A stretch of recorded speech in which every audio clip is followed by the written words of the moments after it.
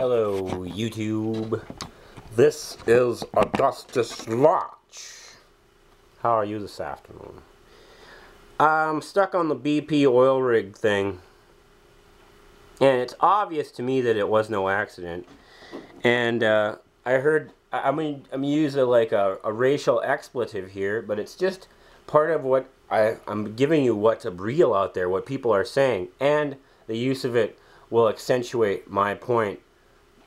So it's needed. And somebody says, oh, it's just the sand niggers trying to rape us of our last amount of paycheck, or something to that effect, you know. And that just goes to show the the words used in that statement of the mentality of the person that was coming from.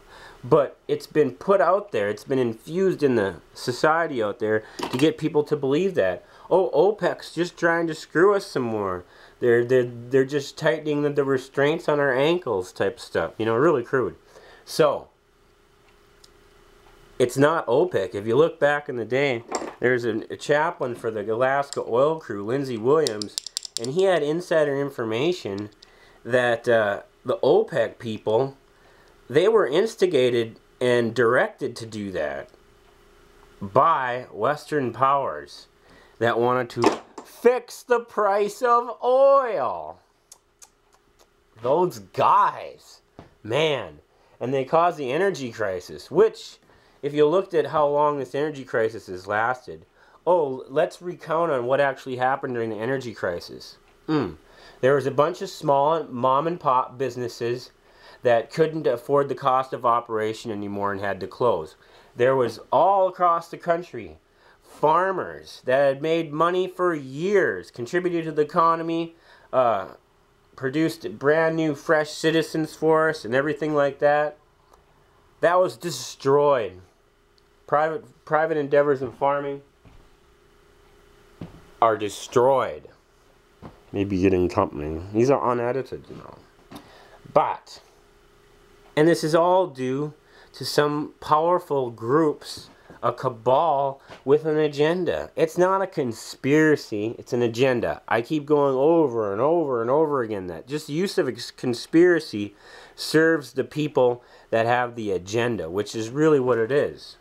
A conspiracy is a secret plan with a small amount of people, and an agenda is a published plan that's widely distributed. And whoever can see the forest for the trees, that can read between the lines, says, I'm in on that. That's what an agenda is. And it's kind of a recruiting thing and a plan all in one. Like, it's just a standard thing that's been in the back of people's minds. How can I gain more power? I want to feel more powerful. I must enslave my neighbors, as many as I can. How? I need a plan. Ah, there it is. And they're doing it, and we're letting them. Oh, we should have most of our government brought up on charges, for real. It's just madness. And, this whole OPEC thing, they don't exist. Well, they do exist, but they exist only because somebody cultivated them and influenced them, really, and financed them, directed every move.